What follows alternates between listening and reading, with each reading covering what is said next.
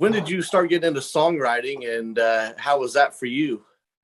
Honestly, I didn't I didn't get into songwriting until I had moved to Nashville, and I met a guy named Luke Bryan, and I've heard of him, I think.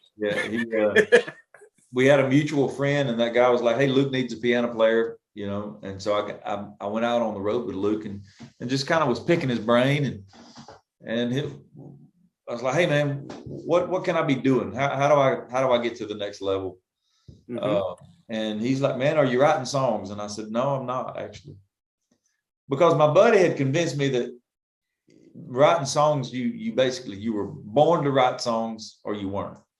Yeah. And he had me convinced that I was not. So I just didn't think I was a songwriter. And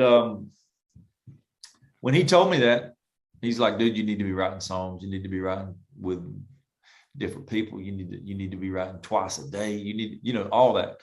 So when he told me that, I went back to Nashville and I hit the ground running, started writing songs. Would have you ever thought back then that whenever you was first doing that you would have penned some of your biggest hits and be where you're at?